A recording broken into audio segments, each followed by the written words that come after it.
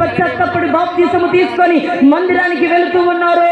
వారందరూ అబ్రహాము కుమార్తెలే, అబ్రహాము కుమారులే, శారా కుమార్తెలే, శారా కుమారులని బైబిల్ తెలియజేస్తున్నటువంటి మాటలు. హల్లెలూయా. పొట్టి జక్కయ్య ఉన్నాడు, పన్ను వసూలు చేసే సుంక గుత్తారుదారుడైనటువంటి జక్కయ్య అని మనము చూస్తాము. జక్కయ్యను చూసి దేవుడు ఏమంటున్నాడు? నేడే ఇంటికి రక్షణ వచ్చి ఉన్నది, నేడే ఇంటికి రక్షణ వచ్చి ఉన్నది, ఇతడును అబ్రహాము కుమారుడే. హల్లెలూయా. ఎందుకోసం? పొట్టి జక్కయ్య పాపాలు ఒప్పుకున్నాడు. ఎవరి దగ్గరైతే నేను అన్యాయముగా తీసుకున్నాను వారికి 4 గంటలు చెల్లించబోతున్నాను. ఈ దినమందు నా తప్పుని, నా పాపాన్ని తెలుసుకొని పశ్చాత్తాపడుతున్నాను, నేను నీతిగా జీవిస్తానని ఎప్పుడైతే జక్కయ్య పశ్చాత్తాపడాడో అప్పుడు జక్కయ్యని చూసి దేవుడు అంటున్నాడు, ఇతడును అబ్రహాము కుమారుడే, నేడే ఈ ఇంటికి రక్షణ వచ్చి ఉన్నది. హల్లెలూయా. చెప్పండి మా గట్టిగా, హల్లెలూయా. అబ్రహాము కుమార్తెలుగా, కుమారులుగా మీరు ఉంటే దేవుడు 12 గుమ్మములతో కట్టబడిన పరలోక రాజ్యాన్ని ప్రభు మీకు అనుగ్రహిస్తాడు. నిజంగా దేవుడు శారమ్మను, అబ్రహామును ఆశీర్వదించాడు, మరి పిల్లల్ని ఆశీర్వదించాడు. పిల్లలనగా మనమందరిని ప్రభు ఆశీర్వదించాడు. మనల్ని కూడా 12 గుమ్మములతో కట్టబడిన పరలోక రాజ్యములో ఉంచేదానికే, కోట్ల సంవత్సరాలైన రాజ్యములో ఆ మహిమలో మనము ఉండేదానికోసమే ఆయన కూడా మనల్ని అబ్రహాముకి కుమార్తెలుగా, కుమారులుగా ఈ దినమందు చేసి ఉన్నాడు. హల్లెలూయా. అందుకే శారమ్మని ఆశీర్వదించి ఆమె అనేక జనములకు తల్లిగా చేయబోతున్నాను. ఆశీర్వదించబడినటువంటి ఆమె. ఇంకో ఆమె ఆశీర్వదించబడింది. లూకాసు వార్త 1వ అధ్యాయము 28వ వచనాన్ని చదవండి. లూకాసు వార్త. దూత లోపలికి వచ్చి ఆమెను చూచి, దయాపాత్రురాలా, నీకు శుభము, ప్రభు నీకు తోడై ఉన్నాడని చెప్పెను. ఆమె ఆ మాటకు బహుగా తొందరపడి, చాలు ఇక్కడ మరి అయినటువంటి పరిశుద్ధురాలైనటువంటి కన్యక మరియా ఈ నెల వచ్చిందంటే, డిసెంబర్ వచ్చిందంటే మనకు ఒకటి గుర్తుకొస్తుంది. ఏంటి? క్రిస్మస్. ఏంటి? క్రిస్మస్. ఈ క్రిస్మస్ అంటే దేవుని పుట్టిక. నేడే లోకరక్షకుడు మన కొరకు పుట్టి ఉన్నాడు. ఆ లోకరక్షకుడు పుట్టడానికి కన్యకైనటువంటి మరియ, పరిశుద్ధురాలైనటువంటి మరియను దేవుడు ఎన్నుకొని గాబ్రియేలు దేవదూతను పంపించాడు ఆమె దగ్గరికి. గాబ్రియేలు దేవదూతను పంపించి, దయాపాత్రురాల, నీకు శుభం, ప్రభు నీకు తోడై ఉన్నాడు, నీవు గర్భము ధరించి యేసుక్రీస్తు వారిని జన్మిస్తాడు నీ గర్భములో నుండి అని ఎప్పుడైతే గాబ్రియేలు దూత మరియకు చెప్పిందో, సర్వోన్నతుని శక్తి మరియను కమ్మి ఆమె గర్భములో శిశువు ఉన్నాడు. ఎవరున్నారు? యేసుక్రీస్తు వారిని గర్భము ధరించింది. ఒక యేసేపుకు ప్రధానము చేయబడింది. పెళ్లి కాలేదు, ఎంగేజ్మెంట్ అయింది. ఏమైంది? ఎంగేజ్మెంట్ అయిన తర్వాత గర్భవతి అయిందంటే ఏమంటారు? ఆ బాక్స్ కొంచెం అట్లా తిప్పండి, నాకు చక్కగా ఉన్నందుకు గీమంటా ఉంటా. ఆ మరియ ప్రధానం చేయబడిన తర్వాత, ఎంగేజ్మెంట్ అయిన తర్వాత గర్భవతి అయినందుకు అందరూ ఏమనుకుంటున్నారు? ఈమె ఏదో అక్ర సంబంధంగా ఉంది, ఏదో పాపం చేసింది, ఈమెమో దుర్మార్గురాలు అందరూ అనుకుంటా ఉన్నారు. అందరూ అనుకుంటా ఉంటే ఈమె భరించలేకపోతుంది అవమానాలని. ఆమెను వివాహం చేసుకునేటటువంటి యేసేపు కూడా ఏమనుకుంటున్నాడు? ఈమెను రహస్యంగా వదిలేయాలి, ప్రధానమైంది, ఇంకా పెళ్లి కాలేదు కదా, వదిలేద్దాం, ఇంకో ఆమెను పెళ్లి చేసుకుందాం అని అనుకుంటున్నాడు. అప్పుడు దేవదూత అతనితో చెప్పింది, భయపడదు యేసేపు, ఆమెను చేర్చుకొని ఆ దేవదూత వచ్చి చెప్పింది. అయితే మరి ఆదరణ లేదు. ఆమెకు తెలుసు నేను దైవ గర్భము ధరించానని, ఆమెకు తెలుసు దేవదూత ప్రత్యక్షమై నాతో మాట్లాడిందని, యేసుక్రీస్తు వారు నా గర్భములో రాబోతున్నాడని ఆమెకు తెలుసు. ఆమె ఎలా చెప్పాలి? పక్క మనిషి నమ్మాలంటే, బంధువులు నమ్మాలంటే, ఇరుగు పొరుగు వాళ్ళు నమ్మాలంటే ఎట్లా చెప్పాలి? ఎట్లా నిరూపించాలి? ఈ చేత కాలేదు ఆమెకి. భయం వచ్చేసింది. ఇంకేం చేయాలో తెలియక యాజకుడైనటువంటి జక్కర్యా తన భార్య అయినటువంటి ఎలిషబెత్ వారు దేవుని మందిరంలో సేవ చేసేవారు. ఏదైనా బాధ వచ్చే, ఏదైనా శ్రమ వస్తే ముందుగా ఆత్మీయులైతే ఏం చేస్తారంటే సేవకుల దగ్గరికి వెళ్ళి నా సమస్య చెప్పి ప్రార్థన చేయించుకుంటామని వెళతారు. అయితే ఈమె కూడా మరియ కూడా నేను ఈ బాధని అవమానాన్ని ఈ యొక్క నిందను నేను భరించలేకపోతున్నానని చెప్పి ఎలిజబెత్ అనేటువంటి దైవ సేవకురాల దగ్గరికి వెళ్ళి వందనాలు చెప్పిందంట. ఏం చెప్పింది? సేవకురాలు కనబడంగానే మొట్టమొదటిగా మనకు వచ్చేదేంటి?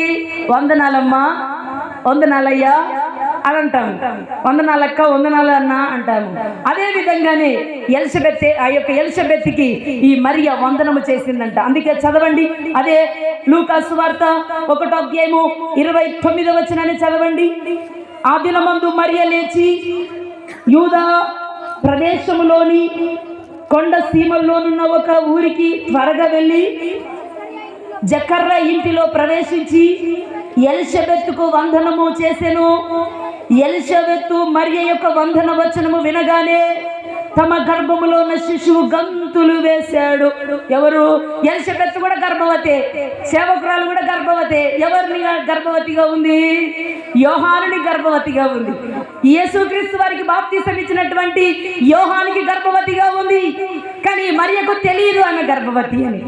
అయితే మరియ వెళ్ళి ఎలిజబెత్కి వందనము చేయగానే ఆ వందన వచనం వినగానే ఎలిజబెత్తు పరిశుద్ధాత్మతో నిండుకొనినదై మరియ గురించి బిగ్గరగా ప్రవచించి మాట్లాడుతూ ఉంది. కింద చదవండి. ఎలిజబెత్తు పరిశుద్ధాత్మతో నిండుకొనినదై బిగ్గరగా ఇట్లా నేను స్త్రీలలో నీవు ఆశీర్వదించబడిన దానవు, నీ గర్భఫలము ఆశీర్వదింపబడును. నా ప్రభు తల్లి నా ఇంటికి వచ్చుట ఎలాగో ప్రాప్తించును. ఎలిజబెత్తు పరిశుద్ధాత్మతో నిండుకున్నదే బిగ్గరగా చెప్తా ఉంది, నువ్వు స్త్రీలలో ఆశీర్వదించబడిన దానవు, నీ గర్భఫలం ఆశీర్వదించబడింది అనేసరికి మరియకు చెప్పలేనంత ఆదరణ. ఆమె కండ్లో నుండి కన్నీళ్లు దుంకుతా ఉన్నాయి. ఎందుకోసం?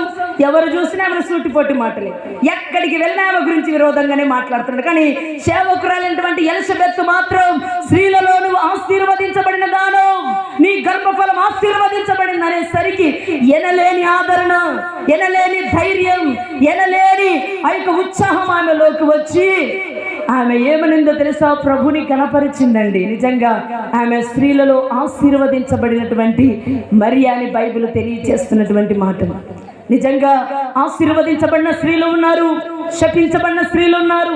ఆశీర్వదించబడినటువంటి వారు అబ్రహాము శారా కుమారులు. శపించబడిన వారు ఎవరో తెలుసా? అపవాది సంబంధులు అని బైబిల్ తెలియజేస్తున్నటువంటి మాటలు. ఆశీర్వదించబడింది శారా, తరువాత మరియా. ఎంతో మంది స్త్రీలు ఉన్నారు ఆశీర్వదించబడినటువంటి స్త్రీలు. ఆశీర్వదించబడినటువంటి స్త్రీల ద్వారానే దేవుడు దుర్గము స్థాపించాడు. కానీ వారి ద్వారానే దేవుడు దుర్గము స్థాపించి వారి ద్వారానే దేవుని కార్యాలు జరిగించాడు. కానీ శపించబడినటువంటి వారి ద్వారా కార్యాలు జరగలేదని బైబిల్ తెలియజేస్తున్నటువంటి మాటలు. అయితే ఈ స్త్రీలు ఆశీర్వదించబడి నీతిగా జీవించి పరిశుద్ధముగా జీవించి దేవుని సంతోషపెడితే, కొంతమంది అపవిత్రముగా జీవించి శాపముగా జీవించి దేవుని బాధ పెట్టినట్లుగా, దేవుని ఏడిపించినట్లుగా మనము చూస్తూ ఉన్నాం. ఆ స్త్రీ ఎవరో మనం చదువుకుందాము. నేను తొందరగా చెప్పి ముగిస్తాను. ప్రకటన గ్రంథం 2:20 చదవండి తొందరగా. ప్రకటన గ్రంథం 2:20.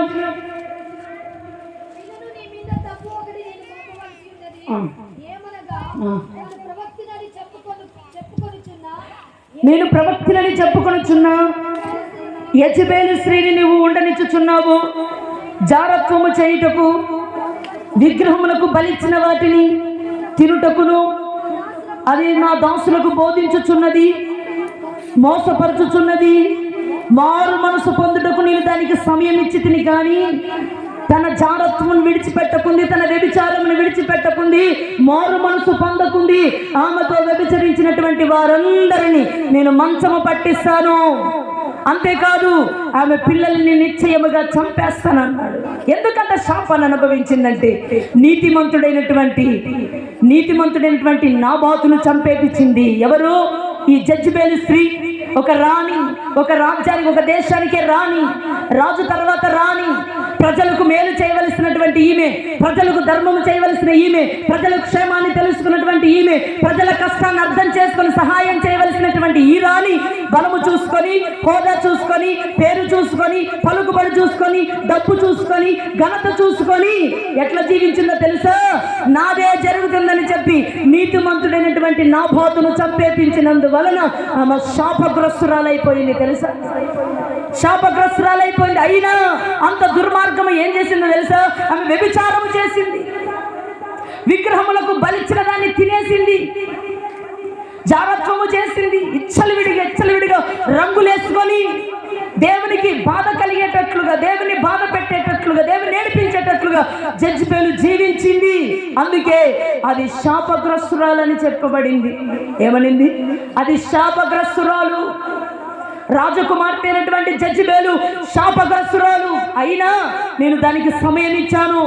తన తప్పును తెలుసుకుంటదేమో, మారు మనసు కలిగి జీవిస్తదేమో, నేను దేవుడినని తెలుసుకుంటదేమో, తన తప్పును ఒప్పుకొని పశ్చాత్తాపడి నీతిగా జీవిస్తుందేమో అని సమయం ఇచ్చాడంట దేవుడు. జాలి కలిగిన దేవుడు, ప్రేమ కలిగిన దేవుడు, క్షమించటకు సిద్ధ మనసు కలిగినటువంటి దేవుడు జెజబెలుకు సమయం ఇస్తే ఆ సమయాన్ని పోగొట్టుకొని ఏం చేసిందో తెలుసా? మారు మనసు పొందనల్లుకుందంట. దేవుడొద్దు, దేవుని వాక్యమొద్దు, సేవకులొద్దు, సేవకుడైనటువంటి సమర్పించుకున్నటువంటి దైవ సేవకుడైనటువంటి ఏలియాను సంపేపించాలనుకోండి. అంత దుర్మార్గముగా ప్రవర్తించినందువలన ఆమె ఎలా చనిపోయిందో తెలుసా? ఎలా చనిపోయిందో ఆమె శరీరము కుక్కలు వచ్చి తినేసి ఆ కొత్త నగరం మీద నుండి దొబ్బేసే రక్తము కక్కుకొని రక్తము కారి చనిపోయింది. ఏం చేసిందో తెలుసా? ఆమె శరీరం అంతా తినేసే కుక్కలు. అరిచేతులు, అరికాళ్ళు, బుర్ర ఒకటే మిలిగింది, ఇంకేది మిలగలేదు. శాపగ్రస్తురాలు శాపాన్ని సంపాదించుకుంది. సమయం ఇచ్చిన దేవుని ప్రేమను తెలుసుకోలేకపోయింది. అతిక్రమములు దాచిపెట్టువాడు వర్ధిల్లడు, వాటిని ఒప్పుకొని విడిచిపెట్టాలని ప్రభు వాక్యం సెలవిస్తూ ఉంది. ఎంత ఘోర పాపినైనా దేవుడు క్షమిస్తాడు. ఎంత దుర్మార్గముగా జీవించినా, ఎంత దేవుని బాధ పెట్టినా, బ్రతికున్నప్పుడే నీకు సమయం, చనిపోయిన తర్వాత నీకు సమయం లేదు. అందుకే భక్తులు అంటారు, దీపం ఉన్నప్పుడే ఇల్లు చక్కబెట్టుకో, ప్రాణం ఉన్నప్పుడే ప్రభుని నమ్ముకో. జెజబెల్లా జీవిస్తున్నావా? మరి ఎలా జీవిస్తున్నావా? శారమ్మలా జీవిస్తున్నావా? ఈరోజు రాత్రి ప్రభు నీతో మాట్లాడుతూ ఉన్నాడు, నీతోనే మాట్లాడుతూ ఉన్నాడు. నీ తప్పులు ఏమైనా ఉన్నాయా? నీ అతిక్రమాలు ఏమైనా ఉన్నాయా? నా భర్త చూడట్లేదులే, నా భార్య చూడట్లేదులే, నా తల్లిదండ్రులు చూడట్లేదులే, ఇరుగు పొరుగు వాళ్ళు చూడట్లేదులే, నా ఊరిలో ఉన్న జనము చూడట్లేదులే, నా సేవకులు చూడట్లేదులే అని వాళ్ళ కళ్ళు కప్పొచ్చేమో, కానీ పరలోకములో ఉన్న దేవుని కళ్ళు కప్పలేవు. ఆయన కళ్ళు ప్రతి స్థలములో ఉన్నాయి. హల్లెలూయా! భయపడి ఎలా జీవిస్తున్నావో తెలుసుకో. నీ ముందు మరణం ఉంది, జీవం ఉంది, నీ ముందు ఆశీర్వాదం ఉంది, శాపం ఉంది. ఏది కోరుకుంటావో బ్రతికున్నప్పుడే కోరుకో. జెజబెల్లా జీవిస్తావా? ఇంకొక ఆయన ఉన్నాడు తెలుసా? ఎవరున్నారు? కయ్యోను ప్రతిష్ఠ అర్పణ ఇవ్వక, దశమ భాగం ఇవ్వక, నమ్మకం ఇచ్చినటువంటి యోబేలు మీద సునుక్కొని వాడే దేవుడికి మంచి ఇస్తున్నాడు, వాని మీదనే దేవుడు ప్రేమ ఉన్నాడు, వాడినే దేవుడు అంగీకరించాడు, నా తర్వాత పుట్టాడు, నాకంటే వాడెక్కువనా అని విర్రవీగి అతని మీద కోపపడి ఇతడు ఇవ్వవలసింది ఇవ్వకుండా, చేతగాని వాడే ఇవ్వవలసింది ఇవ్వకుండా ఇచ్చే వాళ్ళని చూసి స్వార్థం తెచ్చుకొని, కోపం తెచ్చుకొని ఏం చేశాడు? బాగా నమ్మించి, తమ్ముడా శనిపోదనరా, తమ్ముడా మన ఇద్దరం ఒకటే తల్లిలో కడుపులో పుట్టాము, ఒకటే ప్లేట్లో తింటున్నాం, ఒకటే ఇంట్లో ఉంటున్నాం, ఏమేమి లాలా మాటలు చెప్పాడు, ఏమేమి మంచి మాటలు చెప్పాడో తెలియదు, తీసుకొని వెళ్ళిపోయాడు. నీతిమంతుడైనటువంటి ఏబేలును చంపేశాడని బైబిల్ సెలవిస్తూ ఉన్నటువంటి మాట. ఏబేలును చంపేసిన తర్వాత అతడు శాపగ్రస్తుడైపోయాడు. ఏబేలు రక్తము మట్టిలో ఉండి, నేలలో ఉండి మొరపెడతా ఉందంట. మొరపెడతా ఉంటే దేవుడు చూసి, కయ్యోనో నీ తమ్ముడు ఎక్కడున్నాడయ్యా అంటే, నా తమ్మునికి నువ్వు కావిలి పెట్టావా? నన్నేమన్నా? ఎంత ధిక్కరించి మాట్లాడుతున్నాడు. అహంకారం పడొద్దు, గర్వించొద్దు. గర్వం అందుకే పడిపోవుటకు ముందు నాశనం నడుస్తుంది. పడిపోవుటకు ముందు నాశనం. అందుకే గర్విష్ఠుల నుంచి వేసి దీనులకు నా కృపనిస్తానన్నాడు దేవుడు. దేవుణ్ణి ధిక్కరించి మాట్లాడితే నువ్వు శాపగ్రస్తుడవు. నీవు ఈ భూమి మీద ఈ దేశములో దేశ దింబర్వై తిరుగుతావు. నీవు నీ వంశము నీ కుటుంబస్తులందరూ దేశ దింబర్లే బిచ్చగల్లై అడుక్కుంటారని శాపం పెట్టాడు. తెలుసా కయ్యోనికి? ఎందుకంత శాపం? నీతిమంతుడైనటువంటి ఏబేలుని చంపేపించాడు గనుక, దుర్మార్గముగా జీవించాడు గనుకనే అంత శాపాన్ని అనుభవించినట్లుగా మనం పరిశుద్ధ గ్రంథములో చూస్తున్నాం. ఆశీర్వదించబడినటువంటి వారి గుంపులో ఉంటావా?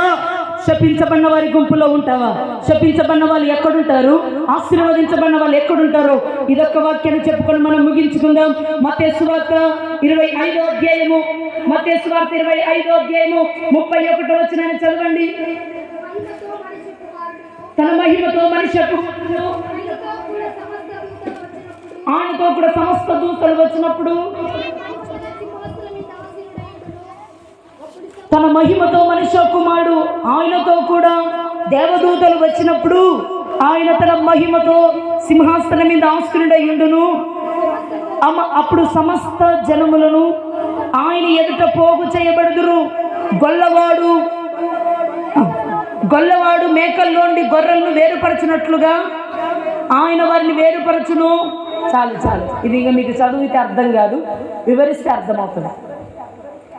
మహిమ కలిగిన సింహాసనం మీద ఆసీనుడయ్యేటటువంటి ఒక రోజు వస్తుంది. కడుమూర శబ్దముతో కోట్లాన ఆ యొక్క దేవదూతలతో మధ్యాకాశంలోనికి మహామహిమతో ప్రభావముతో ఆయన మధ్యాకాశంలోనికి రానై ఉన్నాడు. నేడో రేపో తెలియదు, ఈ రాత్రో తెలియదు, ఎప్పుడేం. అందుకే ఏ జామున దొంగ వస్తుందో తెలియదు, అలానే ఉంటది నా రాకడా. ఈ రాత్రి నేను మధ్యాకాశం, అందుకంటున్నాడు నేను మధ్యాకాశంలోనికి మహిమ సింహాసనం మీద ఆసీనుడు కాబోతున్నాను. గొల్లవాడు మేకల్లో నుండి మేకల్ని వేరుపరిచినట్లుగా నేను ఆశీర్వదించబడినటువంటి వారిని, శపించబడినటువంటి వారిని వేరు చేయబోతున్నాను. మరి జీవిత కాలంలో ఎలా జీవించారో, వారికి ఇచ్చిన సంవత్సరాలు, వారికి ఇచ్చిన నెలలు, వారికి ఇచ్చిన దినాలు, వారికి ఇచ్చిన గంటలు, వారికి ఇచ్చినటువంటి సమయాన్ని పోగొట్టుకొని దుర్మార్గముగా, అన్యాయముగా, పాపముగా, వ్యభిచారముగా జీవించి శాపగ్రస్తులై జీవిస్తున్నటువంటి వారిని ఒక వైపు ఉంచుతాను, ఎడం వైపు ఉంచుతాను. కుడి వైపున అబ్రహాము కుమారులైనటువంటి శారమ్మ సంతానాన్ని నేను నా కుడి వైపున ఉంచుకుంటాను. ఫస్ట్ ఎవరికి తీర్పు తీరుస్తాడు? ఆశీర్వదించబడిన వారికి తీర్పు తీరుస్తాడు. ఆశీర్వదించబడిన వారికి ఎలా తీర్పు తీరుస్తారో కింద చదవండి, 34వ వచనం. అప్పుడు రాజులకు రాజు అయినటువంటి ప్రభులకు ప్రభు అయినటువంటి యేసుక్రీస్తు వారు కుడి వైపున ఉన్నటువంటి వారిని చూసి, నా తండ్రి చేత ఆశీర్వదించబడినటువంటి వారులారా రండి, లోకము పుట్టినది మొదలుకొని మీ కొరకు సిద్ధపరచబడిన రాజ్యమును స్వతంత్రించుకొనండి. శారమ్మ, మరియా, మీ సంతానము, మీ పిల్లలు ఆశీర్వదించబడినటువంటి వారులారా, లోకము పుట్టక మునిపే మీ కొరకు సిద్ధపరిచినటువంటి పరలోక రాజ్యమును, 12 గుమ్మములతో కట్టబడిన పరలోక రాజ్యమును మీరు స్వతంత్రించుకొనండి. రండి నా దగ్గరికి. ఆశీర్వదించబడిన వాళ్ళని పిలుస్తున్నాడు. తర్వాత శపించబడినటువంటి వారితో ఏమని మాట్లాడతారు? కింద 41వ వచనం. ఆయన ఎడం వైపున ఉన్న వారిని చూచి, శపింపబడిన వారులారా నన్ను విడిచిపెట్టి అపవాదికిని వాని దూతలకును సిద్ధపరిచిన నిత్య అగ్నిగుండానికి పోండి. శపించబడినటువంటి జజ్బేలుతో మాట్లాడుతున్నాడు. జజ్బేలు పిల్లలతో మాట్లాడుతూ ఉన్నాడు, కయ్యోనితో మాట్లాడుతూ ఉన్నాడు. శపించబడినటువంటి వారులారా అపవాది దూతలకి సిద్ధపరచబడినటువంటి నిత్య అగ్నిగుండానికి పోండి. నా మాట వినలేదు, నేను ఇచ్చిన సమయాన్ని మీరనుకోని, మీకెలా చేయి చూపిస్తుంటే మీరు అనుకోవద్దండి దయచేసి. మీరందరూ ఆశీర్వదించబడిన వాళ్ళు కావాలని ప్రభు రాత్రి మాట్లాడుతున్నాడు. హల్లెలూయా చెప్పండి గట్టిగా, హల్లెలూయా. ఆశీర్వదించబడినటువంటి వారులారా పరలోక రాజ్యాన్ని స్వతంత్రించుకోనండి. ఎలా స్వతంత్రించుకోవాలి? ఈ రాత్రి నీకు సమయం ఉంది. నీవు ఆశీర్వదించబడాలన్నా, నీ పిల్లలు ఆశీర్వదించబడాలన్నా, నీ బంధువులు ఆశీర్వదించబడాలన్నా, నీవు నీ గ్రామంలో ఉన్న ప్రజలందరూ ఆశీర్వదించబడాలన్నా నీవు రాత్రి ప్రభుని వేడుకోవాలి. హల్లెలూయా. కీర్తన గ్రంథం 147వ అధ్యాయము 12వ వచనాన్ని చదవండి. లాస్ట్ కీర్తన గ్రంథం 147వ అధ్యాయం 12వ వచనం. యెరూషలేమా యెహోవాను కొనియాడు, సియోను నీ దేవుణ్ణి కొనియాడు. నీ గుమ్మ గడియలు నేను బలపరచబోతున్నాను. నీ మధ్య నీ పిల్లలను ఆశీర్వదించబోతున్నాను. నీ సరిహద్దులను సమాధానము కలుగు చేయబోతున్నాను. మంచి గోధుమలతో నేను తృప్తిపరచబోతున్నాను. సియోను నీ దేవుణ్ణి కొనియాడవా? దేవుని బిడ్డ, నీ దేవుణ్ణి కొనియాడవా? దేవా, నన్ను ఆశీర్వదించవా? నా పిల్లల్ని ఆశీర్వదించవా? నా పిల్లలు నా మాట వినట్లేదయ్యా, సినిమాలు చూస్తున్నారయ్యా, ఇష్టం వచ్చినట్లుగా జీవిస్తున్నారయ్యా, త్రాగుడికి బానిసైపోయారయ్యా, నా భర్తలు త్రాగుతున్నారయ్యా, నా బిడ్డలు పాపము చేస్తున్నారయ్యా, నా కుటుంబంలో సమాధానం లేదయ్యా, నా కుటుంబంలో శాపాలు ఏలుతున్నాయి, నేను రోగాలు ఏలుతున్నారయ్యా, నాకు మనశ్శాంతి లేదయ్యా, బాధలున్నాయ్యా, కష్టాలున్నాయ్యా, ఎవరికి చెప్పుకోలేని అప్పులున్నాయ్యా, మనసులో వేదన, బయటికి నవ్వుతూ కనబడుతున్నాను కానీ నా మనసులో బాధ ఉందయ్యా. ఈ రాత్రి వేడుకో, సియోను దేవుని వేడుకో. సియోను పాటలు, సియోనికి సిద్ధమవుతున్నటువంటి మనము దేవుని వేడుకోవాలి. సియోనికి సిద్ధమవుతున్నటువంటి పరలోక రాజ్యానికి సిద్ధమవుతున్నటువంటి యేసు రక్తములో కడగబడినటువంటి మనము ఈ రాత్రి నువ్వు వేడుకుంటే జాలి కలిగిన నా ప్రభు మహామహిమతో ఆయన మన మధ్యలో ప్రత్యక్షము కాబోతున్నాడు. ఆయన నీకు సమీపము కాబోతున్నాడు. ఆయన నీ కన్నిటిని చూస్తాడు. ఈ రాత్రి నీ పశ్చాత్తాపమును చూస్తాడయ్యా. నా కుటుంబంలో శాపాన్ని కొట్టివేయండి. శపించబడిన వారిగా మేము ఉండకూడదయ్యా. నిత్య అగ్నిగుండానికి వెళ్ళిపోకూడదయ్యా. మేము ఆశీర్వదించబడినటువంటి వారిగా పరలోక రాజ్యాన్ని స్వతంత్రించుకోవాలయ్యా. మా కొరికే కలవరి శిలువలో మరణించావునైనా, మా పాపముల కొరికే నీ పరిశుద్ధమైన నిష్కలంకమైన రక్తాన్ని చిందించావయ్యా. యేసయ్యా, నన్ను ఇంతగా ప్రేమిస్తున్నావు. ఈ రాత్రి నీ జెజబెల్లా జీవించకూడదని, కయ్యోనులా జీవించకూడదని, శారమ్మలా మరియలా జీవించాలని రాత్రి మాతో మాట్లాడుతున్నావు యేసయ్యా. నీ ప్రేమ ఎంత గొప్పదయ్యా, నీ ప్రేమ ఎంత గొప్పదయ్యా. నువ్వు లేకుంటే నేను బ్రతకలేనయ్యా. నిన్ను వేడుకుంటున్నాను యేసయ్యా. నా బాధను చూడేసయ్యా అని ఈ రాత్రి నువ్వు కన్నీళ్లు కార్చి ప్రార్థన చేస్తే ఆయన నీ ప్రార్థన ఆలకించబోతున్నాడు. హల్లెలూయా. నిన్ను, నీ కుటుంబాన్ని, నీ పిల్లల్ని, నీ గ్రామంలో ఉన్న ప్రజలందరినీ, మన గ్రామంలో ఉన్న ప్రజలందరినీ ప్రభు ఆశీర్వదించి 12 గుమ్మములతో కట్టబడిన పరలోక రాజ్యములోనికి ప్రభు మనలందరినీ చేర్చును గాక. మనం పడుతున్న ఈ ప్రయాస వ్యర్థము కాకుండా ఉండును గాక. నిజంగా ఎంత ప్రయాస అండి. నిజంగా 3 రోజులు గురువారం మాకైతే సోమవారం నుండి గురువారం వరకు విజిటింగ్లు, గురువారం రోజు, బుధవారం రోజు శ్రీలారాధన కూడిక, తర్వాత శుక్రవారం శనివారం ఉపవాస ప్రార్థనలు, రాత్రింబగలు, మరలా ఆదివారం బల్లారాధన, రాత్రి మరలా రెస్ట్ ఇవ్వండి అంటే లేదు. దేవుని స్తుతించాలి. బ్రతికున్నప్పుడే దేవుని స్తుతించాలని దైవ సేవకుల మాట కరెక్టే. బ్రతికున్నప్పుడే కదా దేవుని పని చేసేదని చెప్పి రాత్రి కూడా ప్రార్థనే. తర్వాత సోమవారమే మమ్మల్ని రెడీ చేసుకొని వచ్చేసాం. ఇక్కడ పాల్గొన్నాం. రెస్ట్ లేదు. ఎందుకోసం? దేవుని దుర్గము స్థాపించబడాలి, సాతాను సామ్రాజ్యాలు కూల్చివేయబడాలి, నశించిపోతున్న ఆత్మలు రక్షించబడాలి, దేవుని యొక్క చిత్తము నెరవేర్చబడాలి. హల్లెలూయా. అందుకే మీ కొరకు ఇంత ప్రయాసతో వస్తే, మీరు 8:30కి 9 గంటలకు వస్తే మీరు ఎట్లా వాక్యం చెప్పాలి, ఎట్లా దేవుడు మిమ్మల్ని ప్రేమిస్తారు. దేవుని సమయాన్ని పోగొట్టుకోవద్దు. ఈ లోకం పని శాశ్వతమైనది కాదు, ఈ లోకం శాశ్వతమైనది కాదు, ఈ డబ్బులు శాశ్వతమైనటివి కాదు, ఈ ఆస్తులు శాశ్వతమైనటివి కాదు, అంతలో ఉన్నంతలో మాయమైపోయేటివి. కనుక ఇవన్నిటిని పక్కన పెట్టి మనల్ని ప్రేమించి సేవకులు వచ్చారని టయానికి రండి, తొందరగా ముగిస్తాము. ఈ 4 రోజులు దేవుని స్తుతించి, దేవుని ఆనంద పెట్టి, దేవుని మాట విని, దేవుని కొరకు జీవించు. నిన్ను ఆశీర్వదించే పరలోక రాజ్యానికి ప్రభు సిద్ధపరుస్తాడు. హల్లెలూయా. దేవుడి వాక్యమును దీవించి ఆశీర్వదించును గాక.